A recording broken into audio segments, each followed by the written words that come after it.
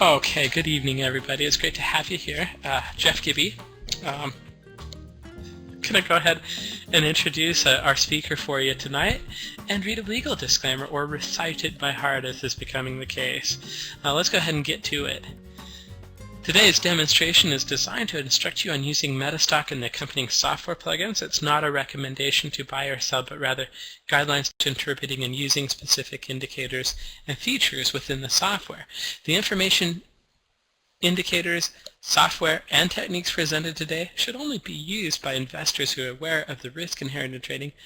MetaStock shall have no liability for any investment decisions based on the use of the software, any trading strategies, or any information provided in connection with the company. Sounded awesome, didn't it? All right. We have a great presenter today, somebody who I've known. I haven't had the pleasure of talking to Dave for a long time, but it's really good to have him in the webinar room. He's definitely somebody that we used to talk to that I used to talk to and my colleagues talk to very, very frequently. Dave is a very, very talented technician and has a very, very interesting class for us today. So I'm going to get out of his way, let him talk to us and all that kind of stuff. So Dave, let's go ahead and bring you on here. You can go ahead and stop sharing this so you can share your desktop with us. Go ahead. Okay, I'm going to go ahead and get started. Thank you, Jeffrey. Thanks for setting things up today. Also, thanks to Dave Osman, and thanks to the people at MetaStock for having me here today. Today, I want to talk about my hybrid approach to the markets, where we're looking at should we trade short term or should we trade longer term, and I think that's going to make a lot more sense in a few minutes. Now, there's a disclaimer screen. You can read that at your leisure. You can get a copy off my website. Let me just give you the short version.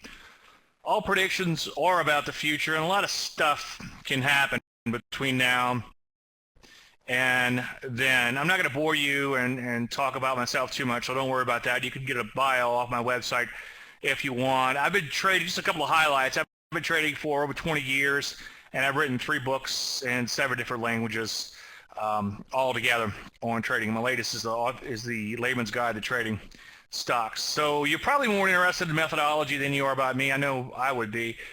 A couple things I want to just establish real quick so we know some ground rules here. First of all, it's not my way or the highway. Some of you here are successful at what you're doing, then keep doing what makes you successful. But if there's something that I say today that makes a little sense to you, then use that little piece and help do what you do even better. There's no secrets. There's no proprietary indicators. Everything I do is fully disclosed. It's not a get-rich-quick scheme. I'm probably one of the guys that talks a little bit too much about the fact that there will be losses. You make money longer term by surviving the bad times relatively unscathed and by doing great in the good times. Now, I never really thought how important repeatability was until I mentioned in a webinar about a year ago. And I got a few phone calls on that. And repeatability means that if you are directly following me, you should be able to repeat what I'm doing. Or if you learn the methodology, you should be able to repeat what I'm doing.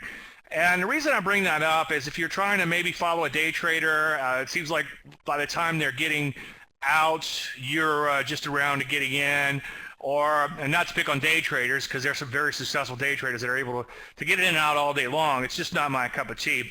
The other thing, too, is let's say you're trying to follow their methodology. Well, it might require this very precise type of execution down to the penny. It's not that crucial with my methodology. I hate to use the word sloppy, but you could be a little sloppy with it. For me, it's hard work. But it's fun for me. I mean, it's hard work to some, and it's a lot of fun. Every now and then I'll get criticized on Amazon. They'll say, well, it's too much work. Well, I think anything worth doing is worth working at, and I think you have to work at it. But for me, it's a lot of fun. It's like being on a treasure hunt every day. And your goal is to minimize your losses and to allow for the occasional home run. Now, I'm going to get a few questions. First question, people are going to say, oh, can I use this on a daily chart, a weekly chart, a monthly chart? And the answer is yes. It will work in all time frames. My preference is the swing to intermediate term time frame. I'm going to flesh that out in a lot of detail in just one second. It is trend based. It does work in all markets, but it works much better in less efficient markets. Now, I spent in a recent webinar, I probably spent 45 minutes talking about efficiency versus inefficiency. So let's just try to sum that up real quick so you'll know. Efficient stocks are big cap, well-known companies. For instance, let's say Coca-Cola or Pepsi-Cola versus some unknown company like Sky People Fruit Juice. Bigger cap stocks like Walmart versus some of these smaller solar stocks that we've been seeing taken off as of late. Lower volatility stocks tend to be more efficient, something like a REIT or utility versus a biotech, which would be higher in volatility. And fundamentals, by this I mean quantifiable fundamentals. IPOs, something I've been doing a lot of work with lately. They really don't have a lot of quantifiable fundamentals, and that's what makes them great for trading on a technical basis. The reason I want to bring up efficiency and inefficiency really quick is because somebody's going to ask about Forex and somebody's going to ask about commodities or futures, and those are much more efficient markets. So you have to pick your spots carefully as opposed to trading that little solar stock or that little inefficient biotech stock or maybe an IPO, okay? Now, let me just set the groundwork for that for now. So just know that we're looking for inefficient markets where we can capture an inefficient move. In other words, everything isn't priced in. We're looking for that little solar stock to go up 500%, or at least we're hoping for that. Now, with that said, the question is, should you trade for shorter term or longer term gains? Now, I'm looking at my window right now. It's a little cloudy, but it's not too bad. And I'm mostly sunny, so I think we're going to be okay. I don't think it's going to rain for a little while here. But if it was thundering and real cloudy and dark, I would know there's a pretty good chance it's going to rain soon. So that's kind of like predicting the market. No matter what anyone tells you, or if somebody gets on TV screaming and hollering, they cannot predict the future, at least not that far out. It's kind of like your headlights. You can only see so far out. But that's all you really need to see in the markets. You don't have to see past the short term when it comes to trading. Now, here's the problem though with short-term trading. It doesn't make enough money. It keeps the exposure down because your risks are within line, but it just doesn't make enough money, okay? The real money is in longer term trends. A market can only move so far over a short period of time. Here's the problem though with the longer term trading. Again, your future is uncertain. As I said a minute ago, all predictions are about the future, and a lot of stuff can happen between now and then. You're going to have a very low accuracy rate, and it's going to require very loose stops. Let's take a look at your prediction. Now, this is a statistically based prediction, and I don't use statistics much when it comes to the markets. And by the way, statistics are worthless. 75.3% of all people know that, okay?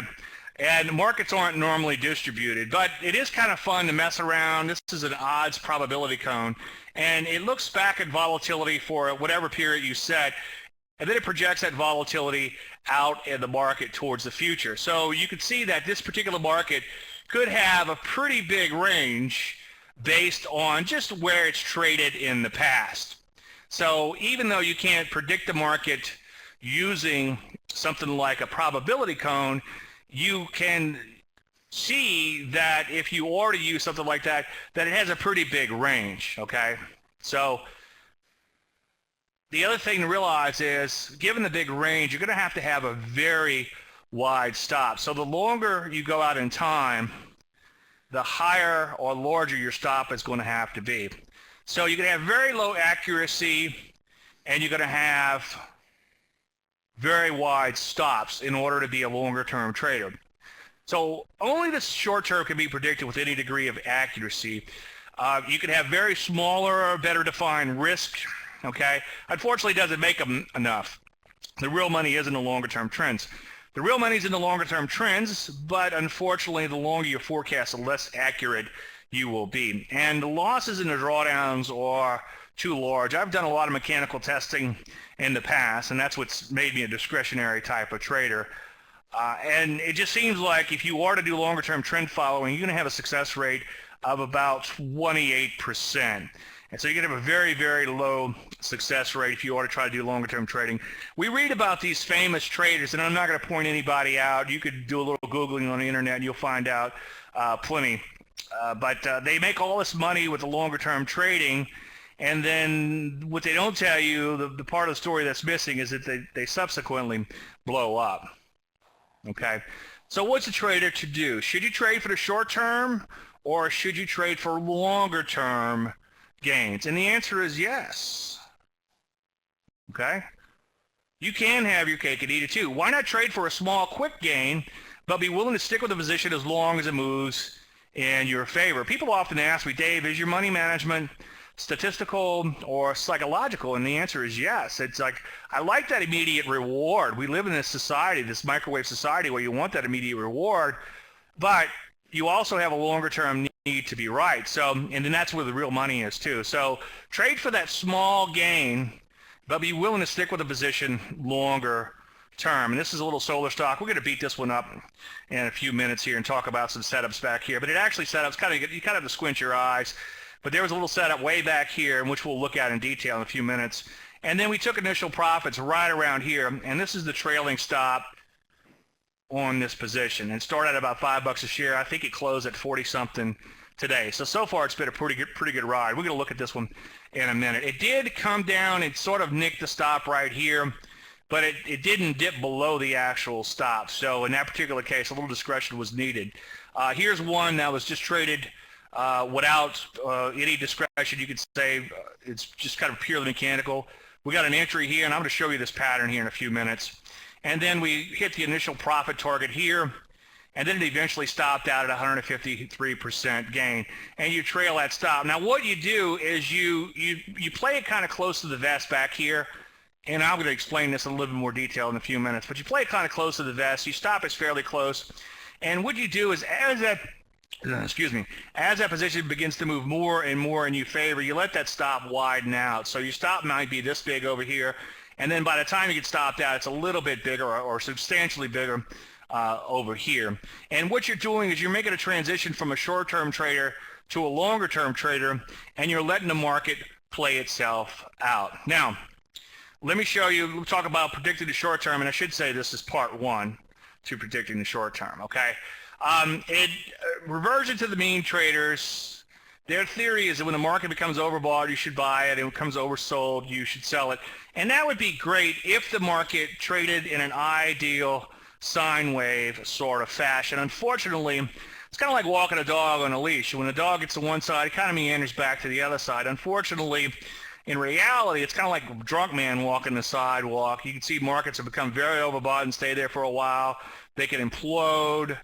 Sometimes the leash metaphorically breaks and the dog takes off, okay? And that's the dreaded outlier that kills the reversion to the mean type of player. Now, I don't want to pick on you because, like I said, it's not my way or highway, but from where I stand, I think it's a bad idea to trade reversion to the mean unless you have some sort of money management and damage control in place. A true reversion to the mean player would buy an oversold market, and when it becomes even more of a bought, would buy even more. And I think that's a quick way to have a very brilliant but brief career on Wall Street. Now, let's call this predicting the short term part 2. Okay. If you have an oversold market in a well-defined uptrend, there's a good chance that two things can happen. Number one, it could bounce from that oversold, because oversold in and of itself, it might be due to bounce. And number two, maybe that longer term uptrend will resume. So right here you have a chance for at least a short term bounce in the market, and then there's a possibility for that longer term trend to resume. So we could play the short term bounce for a swing trade and then hopefully hang on for a long, long time. Same thing on the short side when it becomes overbought, and then we're looking for a big picture trend resumption, okay? Now, this is what I call my nutshell screen. I'm going to run through this really quick, and then we're going to pick apart a few of the elements, and then we're going to look at some specific patterns. But if you get this screen, okay, this is straight from my book, The Layman's Guide to Trading Stock. If you get this screen, you understand the crux of the methodology, and the rest is just details. And there are some details we'll get to, but for the most part, if you understand this, you get it. We're looking for first a strong trend, which I'll show you how to identify in just 1 second. But the main thing is it should be pretty obvious on a chart, okay? And then we're looking for a correction in that trend, in other words, a pullback. We look to enter the market if and only if it begins to rally and triggers an entry. If the market does not trigger an entry, we avoid it altogether. No trigger, no trade. You'd be surprised how many bad trades you could miss out on, or avoid, I should say, just by waiting for an entry. Now, once we are triggered into the trade, or if we're triggered into a trade, we put in a protective stop. Because no matter how great a setup looks, there's always a chance that we could be wrong, okay? And if that market cooperates, stock or whatever, we will trail that stop higher. Now, initially, it's going to be in a little bit more of a lockstep fashion. But once we get to our initial profit target, then we're going to move our stop up to break even. And the worst that could happen, barring overnight gaps, is we scratch out. Sometimes it runs up, we get a partial profit, and then it scratches out. I call that the better than a poke in the eye trade, okay? If that's the worst thing that happens to you, you're doing pretty darn good, okay? Now, once we are in that position where we got the stop to break even, then we're in a mode to kind of try to relax a little bit, and instead of going in a lockstep fashion like we did back here, we're going to let this stop just kind of gradually loosen up. Now, some days we're not going to do anything. Let's say the market rallies a little bit, closes a point higher. We might just leave that stop where it is, so it slowly and gradually widens out. And it's going to sort of take, a lot of people ask me, is it a longer-term moving average when they see them drawn on the chart? And it sort of does take on that kind of gradual and long widening longer-term moving average, but I'm actually doing it by hand. And some days, like I'll play a little game, like let's say it goes up 50 cents, and it's a higher price stock, let's say a $30, $40, $50 stock, then I call it keep the change. I don't bother updating that stop. And then if that happens over a series of days, that stop just kind of gradually widens out. This is a very important concept. I didn't realize how important it was until I showed two very successful traders this, and they never really thought about it. And it made me realize how much I need to explain and show that you are making that transition from this short-term, fairly tight stop to this longer-term, wider stop. And it is a way to have your cake and eat it too. And it is a way to capture these longer-term, massive, big-picture moves. Okay. Now let's talk a little bit about trend, which is number one, or A in here. Okay, strong trend. Let's talk about trend. On this chart, notice that the easiest thing you could do is you could look at the close, okay, and then look a couple of days ago at the close, and look a few weeks ago at the close, and then look a month ago at the close. And if you could draw a line between all those closes, okay, then the market probably isn't trending. Now, at this point here, you can see we had this little range, and all of a sudden the market begins to break out of its range. Now, we don't necessarily buy a market here, although there are some IPO patterns that have shown promise on base breakouts, okay? But for the most part, a base breakout, it's kind of like back in the day before everybody had computers, they probably worked a lot better, and there's a lot of wealthy and famous people that were on board and played breakouts. But now it's kind of like the Geico Pinocchio motivational speaker. You know, it's like everybody knows that, okay? So they don't work as well. They tend to stall out a little bit. So what we do is we wait for a more defined trend after that base breakout. I notice here that it does have a pretty decent little trend. You've got strong closes. You have WRBs, which is a wide range bar. So it's beginning to widen in the direction of the trend. Notice that you have gaps along the way, and again, strong closes and more gaps and more strong closes. And then at this particular point in time, it gaps up even higher, shoots up higher, but then by the end of the day, notice it closes poorly. Now, I would never exit a market on a one-day bar pattern unless, of course, it hits my stop. But at that particular point in time, you got a big outside day down. You have to wonder if the market's in trouble. And then the following day, it continues to sell off. Okay, and I love this example because the whole trend unfolds at a very short period of time, and then it implodes, and then it pulls back a little bit, and this creates what I call a first thrust, and then this market just imploded from here. Now, if you're looking for this stock, it no longer exists because it went bankrupt, and that was the ultimate high. And then you had this little transitional setup, which we'll talk about in just 1 minute, and then it came in and imploded. Okay. Now, another thing you need to look for, so you're looking for all these clues in the chart to give you an idea which way the market is headed, but also look for persistency, and that's a stock's ability to go up day after day after day after day after day. Mathematically equivalent would be a linear regression, which you can do in MetaStock, but I prefer to just draw a line through as many bars as possible to show me that a market is either headed up or headed down. I'll show you a persistent pullback pattern in just 1 second. And the beauty of that pattern was if you would have traded just that one pattern in 2008 when the market went straight down, you would not have had any longs show up, maybe in gold or oil at some point, but I don't think I could find any, if memory serves, back in 2008. And you would have beat probably 99% or 95% at least of all money managers just by that one pattern. Would have kept you on the right side of the market. Now, another thing you can use is moving averages.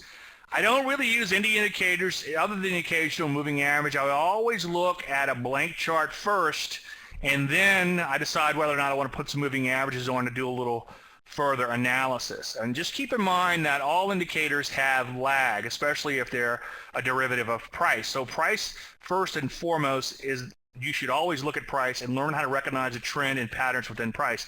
But then moving averages do have their uses, and they can keep you on the right side of the market. I like to view indicators as illustrators.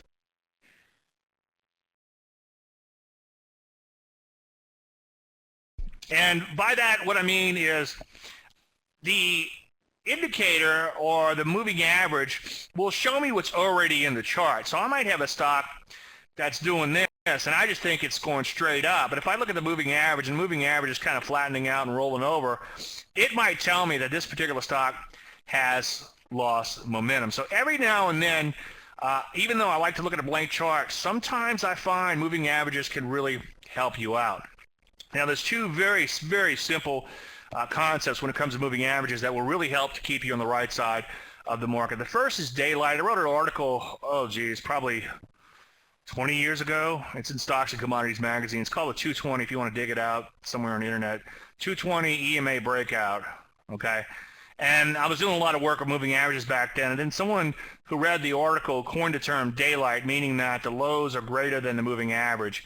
And what's pretty interesting is when you plot your charts tonight, you're going to be surprised how many great trends you can catch just by having the lows greater than the moving average, especially if you do some more qualifications, like say that you have at least a week's worth of lows above the moving average, and that'll really help to keep you on the right side of the market. For instance, in a little trend we just looked at, notice that we had daylight almost the entire time. We have one little bitty kiss here, but for the rest of this trend, we had daylight the entire time.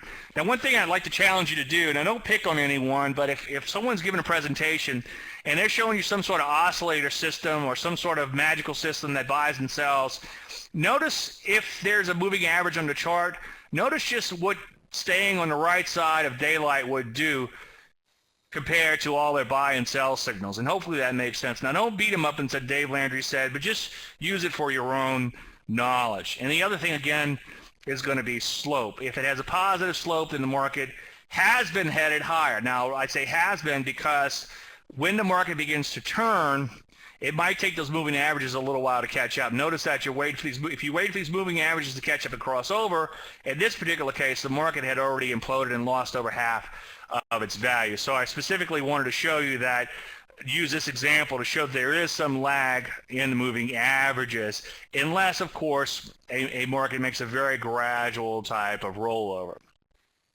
Okay. And, of course, don't forget to draw your arrows. This is the back of my business card. I printed this on the back of the business card, and anybody who wants one, let me know. I'll get you one. If you can send me a self-addressed stamped envelope, I'll get you my address at the end. And just hold it up to the screen. And I know it sounds crazy, but you'd be surprised how many people send me charts that look like that, straight sideways, and want to trade trend. Well, you can't, just like you can't get a tan if the sun's not shining, you can't catch a trend when there is none. So it really should be obvious. Now, there are three phases of trend. One is a generic pullbacks. We just call that trend resumption, where the market trends, corrects, and then goes on to trend again. Another cool pattern, if you pay attention to trend, is trend acceleration. A market will kind of be bumping along, and then all of a sudden it'll begin to accelerate higher. It's a wonderful time to trade these type of markets because you can end up in a nice blow-off type of move. And the third type of trend is a little tricky. It's trend transition. It's when you have an old trend that begins to kind of die out, and then a new trend begins to develop. Now, we don't try to pick a top here or here or anywhere in here. We wait for the first signs that a downtrend has begun, and we're looking to enter on that first correction. I'll show you a pattern or two here in just 1 second. First of all, let's look at a trend resumption pattern. It's easier to show you this pattern than to give you the actual rules. The main thing you want to do is see a market that's in an obvious trend by all those things we just said a few minutes ago, and then you want to see this big kind of knockout bar, a wide range bar down that takes out at least a couple of lows in here, at least 2 lows, but you also want to see an expansion of range.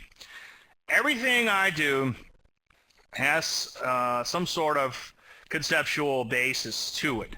If you're trading technicals, then what you are doing is you're reading the mind of the market. You're reading the emotions of the market, and you're looking to capitalize on the emotions of others while controlling your own. Now, in the case of the TKO, what happens? Well, a lot of nervous longs get knocked out. A lot of eager shorts get sucked in.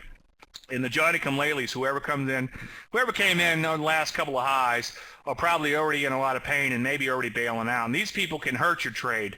But once they're in this predicament, once they're knocked out, or in the case of the shorts, they're sucked in, if that market continues higher, then it could actually propel the market higher. And one thing cool about this pattern is if it's on a really wide range bar down, what you could do is you could enter right above the high, especially if it closes down here towards the low, and you could set a stop right below the low. There's not much guesswork in it. But it's a lot of fun to trade, and it's a really neat little pattern.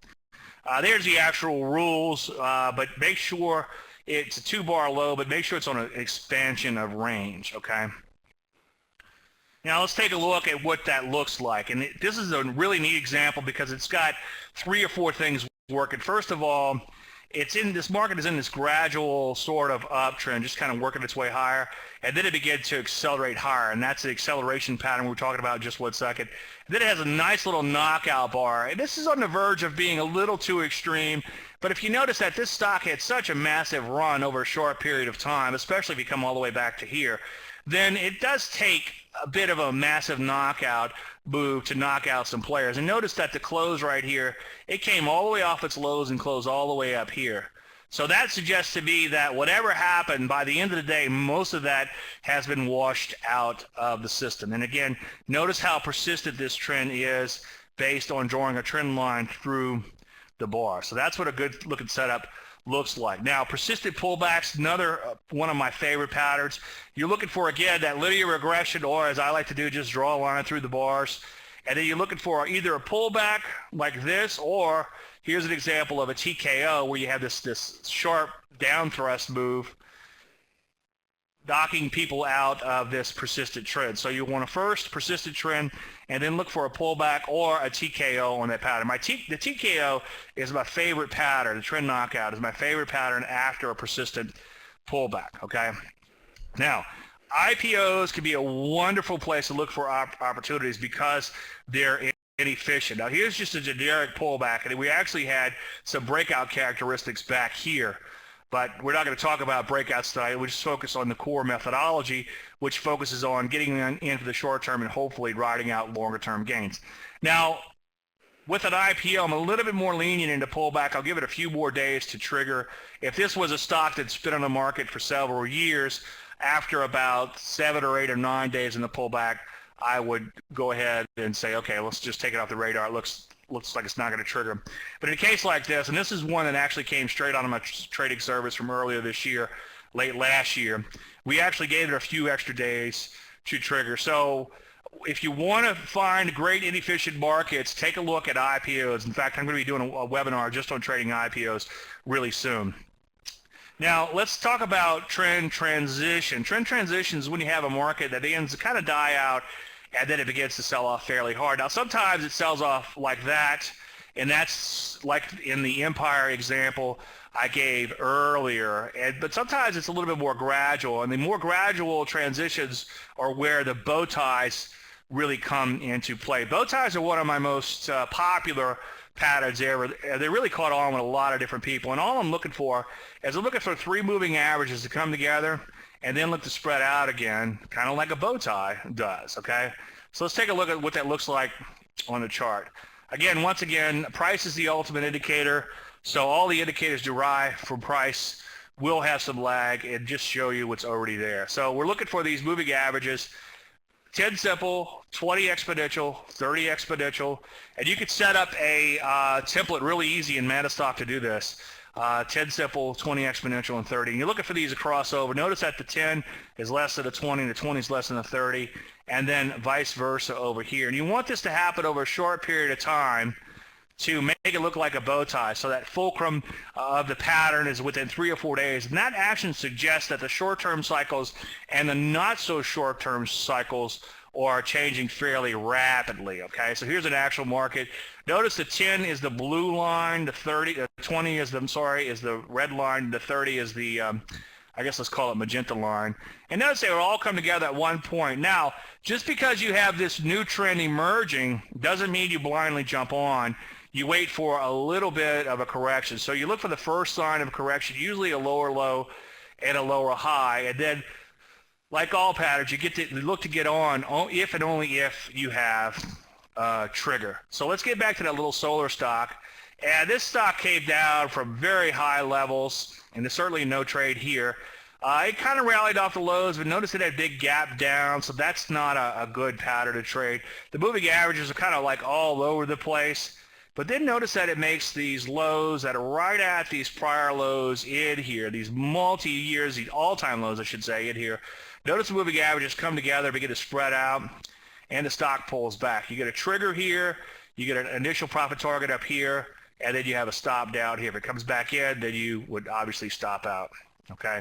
And this one took off very nicely, and we got a nice little initial profit target right in here on a gap, okay? And then we made... on a 100K account, okay, I think it was like a $1,300 trade, so like 1.3% on that.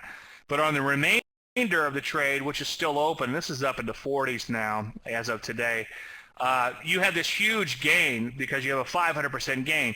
And all we did was allow that stop to widen out in here. And you can see the stop was fairly close back here, and then it gets a little wider and wider. And you only let the stop widen out when the issues make new highs.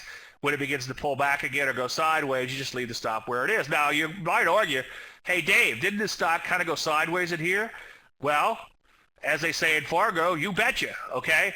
But who cares? As long as you're not stopped out, you stay with the position. And sometimes these markets will have these longer-term consolidations before taking off, again, like this one did. All you need is 1 or 2 of these a year. We track to keep things for educational purposes only, we track a hypothetical 100K portfolio. So you can see, you catch one stock that goes up $33,000 in 1 year, that's a 33% return, again, on a 100K account. So that can be a fairly substantial move. Now let's talk a little bit about defense real quick. The basic money management is 1 to 2% if stopped out. You don't invest 1 to 2% of your account. You trade 1 to 2% of your account, and that's if stopped out. If you are more experienced and successful, then you can get close to that 2% number. If you're newer to trading, you might even want to be at 0.25%. You might even want to trade at a size that's meaningless, so you don't have to battle all the psychological demons that come along with losing money, okay? But be consistent in what you do. If you're going to trade 1%, then take 1% on all trades. I see some people, they'll take 2% on one trade, and they'll lose money, and they'll do it again, lose money, do it again, lose money, and they're like, wow, this stinks, so I'm going to take 0.5%. And guess what? That stock looks like the one we just looked at, goes up 500%. Well, it doesn't do them any good because they took such a small position. So you want to be consistent in your share size. When the gain equals the initial risk, you're selling half. Now, some people might say, Dave, that has a negative expectancy. And the reason it does it, meaning that you're risking 1 for 1, the reason it does it is because this trade right here, this longer term is open-ended, okay? I did a whole, if you're interested, I did a whole webinar on that, which I could give you for free, and you could download that. So where I proved that it doesn't have a negative expectancy. You want to trail a stop as the market moves in your favor, and again, you want to slowly loosen up that stop in order to ride out a longer term winner. So as I was alluding to earlier, you kind of trail your stop higher in a lockstep fashion, and then as the market begins to move more and more in your favor, once you have your initial profit target, you're kind of in, I hate to say sit back and relax, it's never relaxing, but you're in a better frame of mind where you can let that stop kind of widen out, almost widen out till it hurts, to where if you give up some of the trend, or let me rephrase that, to where you can ride out a major long-term correction, provided it turns out to be just that. And if it doesn't, you get stopped out at a loss. For instance, in this particular trade here, you can see on the first day we're up 12%, and then we kind of trailed our stop higher, and then we're up 0%, then we're up 25%, and then only up 4%. But then you can see the market begin to move more and more in our favor. And then at one point we're up over 200%, okay? And it stopped out, I think, at about 152%.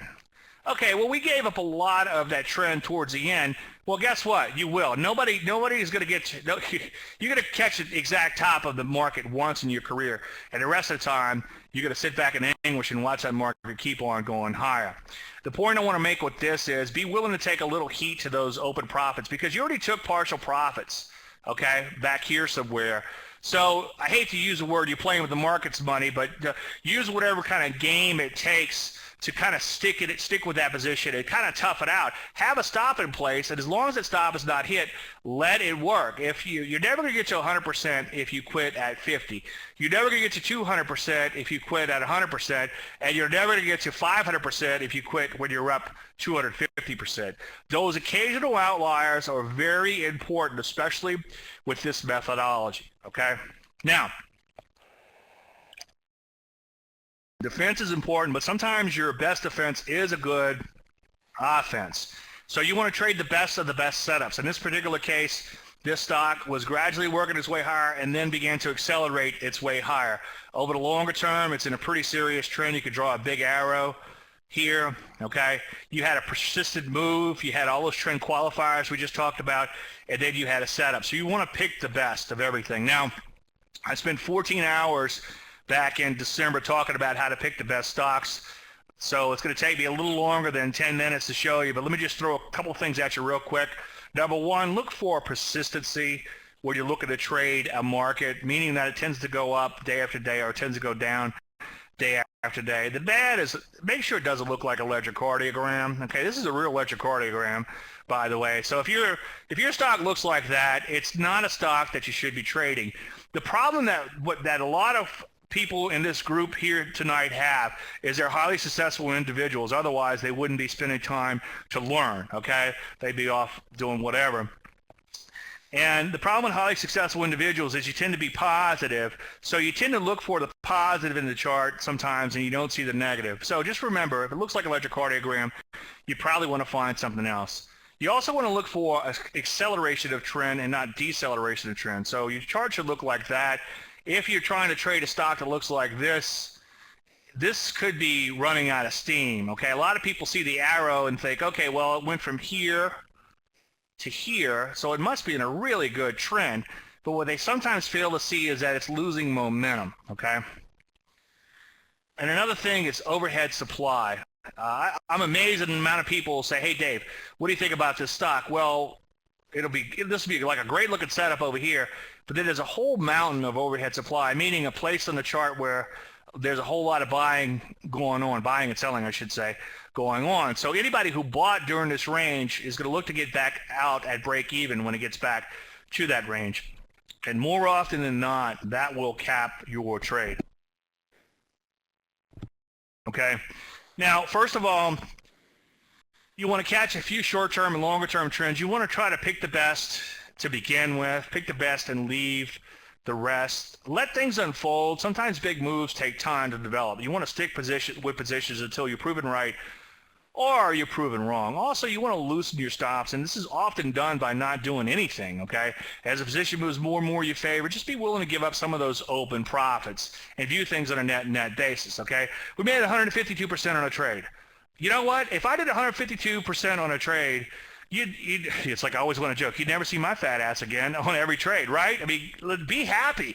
Be thrilled. If you make that kind of money on a trade, or even 100% on a trade, be happy. So what if you were up 150%, or in the case of this one, we made 150-something, we're up over 200. So what? Be willing to give up some of those open profits, and again, view things on a net basis. Here's a good advice right here, if I say so myself. You want to obsess before you get into a trade and not afterwards, and you always want to plan your trade and trade your plan.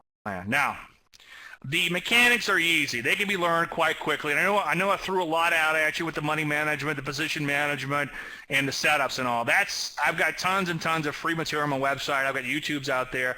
That can be learned, okay? We've now come to the toughest part of trading, and that would be you, okay? Trading psychology. Here's one thing I wrote in the layman's. I've never met an unsuccessful paper trader, provided, of course, somebody at one seminar came up to me and said they weren't successful and they paper traded, but they just started trading like that week, okay? If you've been at this for a while, there's a pretty good chance if you seriously study the markets, okay, and you're sincere, then in paper trading, I'd be willing to bet that you're successful. But it's once the money comes into play, it can kind of mess with your mind a little bit. The market is a really bad teacher. It'll lull you into a false sense of security, and it can also stop you out right before a big move takes off. And that makes you think, oh, well, I'm never going to use stops again. Well, guess what? Next time, that market's going to keep on dropping, and you're going to blow up, okay? It's a business filled with paradoxes. Sometimes the harder you try, the less the market accommodates.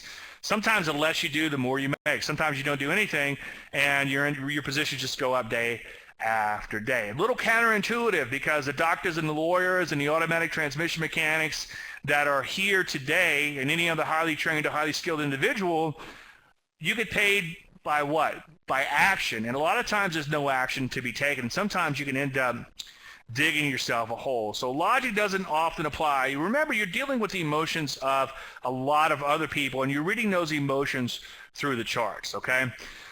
There's 3 M's to trading psychology. The first one is money management, okay? The next is methodology, and finally, there's your mind. Money management will cure a multitude of sins. If you're having some psychological problems trading, back off, okay? Trade at a size that's almost meaningless until you can become successful at that size. It amazes me the amount of people who trade a large size and they're unsuccessful and they keep doing it, okay? Trade at a small size till you're successful, and then slowly bump up your risk parameters, okay? It's going to make it much easier to follow your plan if you only risk a small amount. If you get stopped out, so what? I would have spent the same amount of money on, I don't know, a nice meal, maybe a round of golf, maybe a little trip or something, a little weekend trip. So it's not going to be the end of the world. It's not going to ruin you. You're not going to lose your home over any given trade. And view it as a cost, just like you would have a business expense. And it's also going to keep you in the game. Longevity is key. So if you can get the money management down, that's going to cure a lot of sins when it comes to the rest of your psychological problems. The other thing is, every methodology is going to have its nuances. I can't really speak for other people's stuff right now, though I can give you some ideas. But keep in mind that no methodologies are perfect. My stuff is far from perfect, but there's no perfect methodologies out there. There is no holy grail.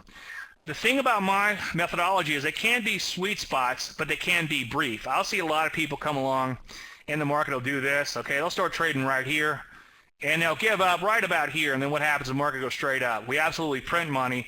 People quit right about here. So regardless of the methodology, again, it's not my way or highway. If you think you have a viable methodology, make sure you stick with it long enough to reap the fruits of your labor. And then by the same token, a lot of people come in like right here, and then they capture this beautiful trend. It goes to their head. As soon as the market gets choppy, they think something happened to the methodology, and they go off and chase rainbows. These are my favorite clients. They usually come back about 10 years later, and then they stay with me for the duration. Markets must trend, duh, implied, okay? Choppy markets will chew you up initially, and then sharp reversals will whack you. So markets get kind of choppy, you're like right here somewhere, and you'll get stopped out of your positions. And you know what? You'll draw the big arrow on your chart, on the indices or whatever, and say, hey, this market's not going anywhere. I'm not going to trade it. So you will get a little chewed up initially. And then let's say you're long a bunch of stocks and the market has a bit of a sharp correction or even a micro crash or something. A sharp reversal like that is obviously going to whack you. It comes with the territory, okay? It happens, spelled with silent SH. It can be a little skewed, okay? A lot of times I'll be having a great run in my trading service and people will quit. And they'll call them up and say, look, what can I do better? What happened? I'm like, oh, I just couldn't make any money. I said, okay, well, did you get this stock? And I'm like, no. Did you get this other one? No. And then the next 3 or 4 they took were these stinkers that just didn't flat out work out. They stopped out at modest losses, and they missed those few big winners. So that's one of the things that I haven't solved for with my methodologies. It can be a little bit skewed. Now let's talk about your mind. It's either you or the markets. Well, it's you, because if the markets are less than ideal and you're still trading those conditions and you recognize that that big arrow is pointing sideways and you're a trend trader and you're in there trying to catch a trend where none exists, then it's you. So you don't want to trade in less than ideal conditions. You're going to be wrong a lot. Get used to it, okay? Engineers, you guys make the absolute worst traders. Doctors are pretty bad too, okay? One, you're too smart, and you can't, the logic just defies you because you're dealing with the emotions of others. Now, it doesn't mean you can't learn, because I've seen some very impressive engineers and doctors, but at least initially it's going to be tough because you're going to be wrong a lot. If you lost about a third or a half of all your patients, you probably wouldn't be a doctor very long. And if half your bridges collapsed, you probably wouldn't be an engineer very long. But in trading, it's kind of messes with your mind. You have to get used to being wrong. Most of hell is self-created. Your job is to read the charts, understand the psychology of the masses, but at the same time resist acting on your own personal fear and greed. I wrote an article recently, well, actually it's been about a year, for Traders Magazine. You can get it online, but I talked about doing the wrong thing even though you know you're doing. And I see that happen all the time. People call me up and say, Dave, I'm not doing well, I'm not making any money. And I'm like, well, what are you doing wrong? Well, I'm not honoring my stop. It's like, well, honor your stop. It's like, what are you doing wrong? Well, I'm not letting my winners ride. Well, let your winners ride. So more often than not, my job becomes pretty easy. You could pay me a lot of money.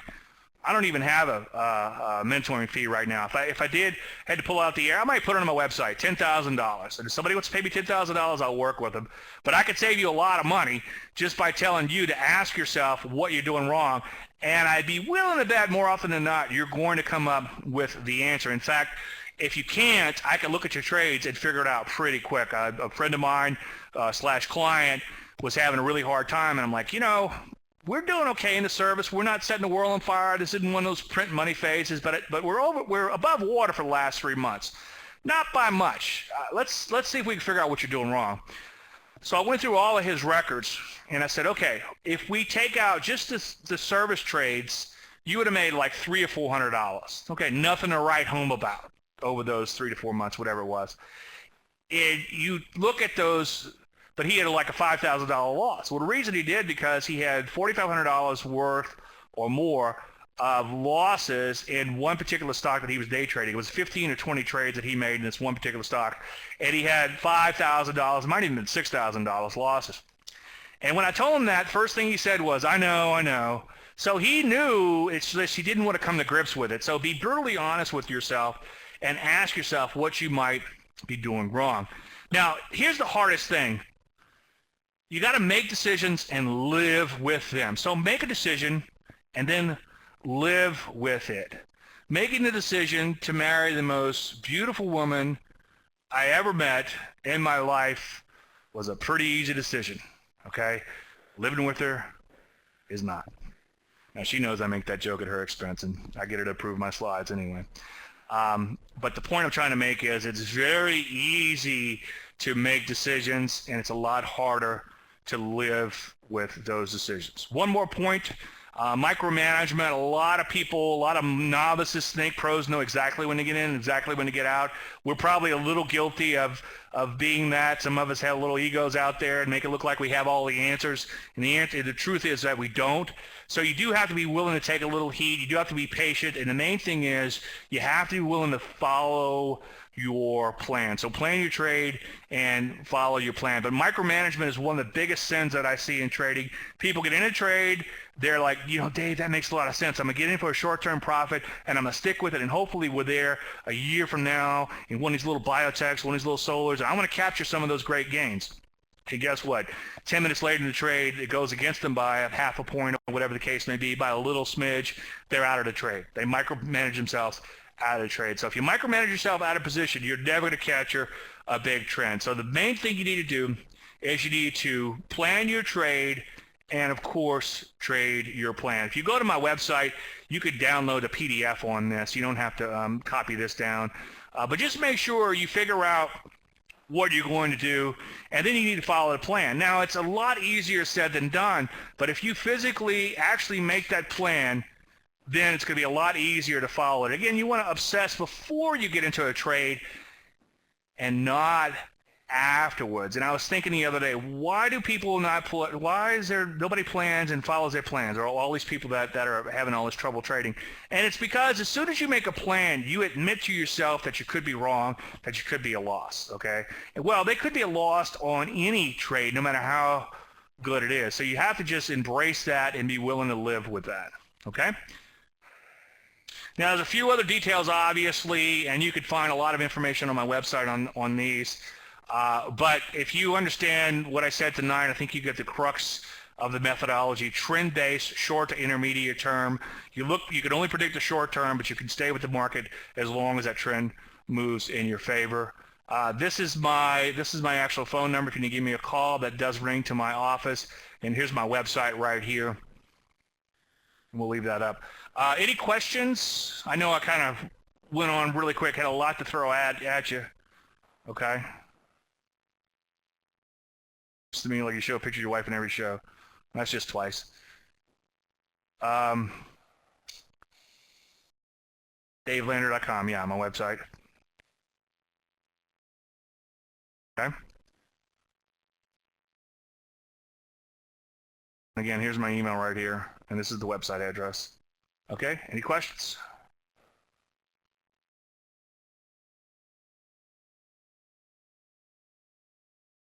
A bunch of that. Oh, somebody's typing.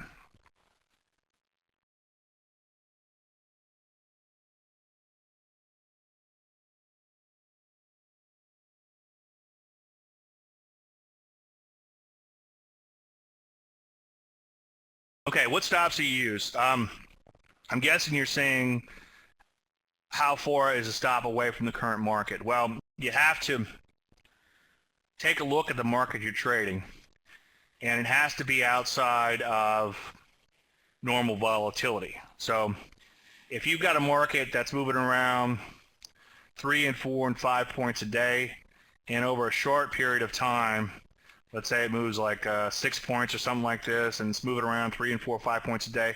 Well, if you use a 1 or 2 point stop, if you put a stop in like right here, noise alone is going to stop you out of that trade. I have an article on my website called The Myth of Tight Stops. It's under education, so make sure you read that. I mostly eyeball stops, but if you try to quantify it, it would probably come out to be some sort of ATR, because people are always saying, Dave, looks like you're using a whatever period ATR, meaning average true range, but I'm eyeballing it mostly. I look at how far the stock has moved over a given period of time, and I look at how much it moves over each day on a range, and then I want to be outside of that range. If it's too tight, you're almost guaranteed a loss on a trade. I have fixed a lot of people, okay, who get stopped out quite a bit and they're not catching any winners. And I'd loosen your stops a little bit. And I'm shocked at how many people I fix by that, because people think that you got to have tight stops, and that's not true. Your stop has to be outside the normal volatility of the market, because in an ideal world, and I didn't have time to put the slide in here, But in an ideal world, you got to stop like right here. Market turns around, goes right back up. Unfortunately, markets often do this, and then they take off. It's like they'll come down, stop you out, and take off. So you want to have that stop far enough away, just in case that market is not finished correcting. You want to give a little bit more room, okay? Any other questions? Okay, awesome.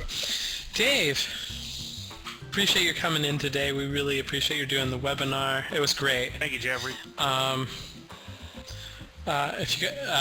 Thanks again for coming in, and for everybody that came in today and kind of listened and that kind of stuff, we appreciate your coming as well. We appreciate it. So let me know if I can do anything for you guys, and in the meantime, we'll see you at the next one. Thank you, and thank you guys again for attending.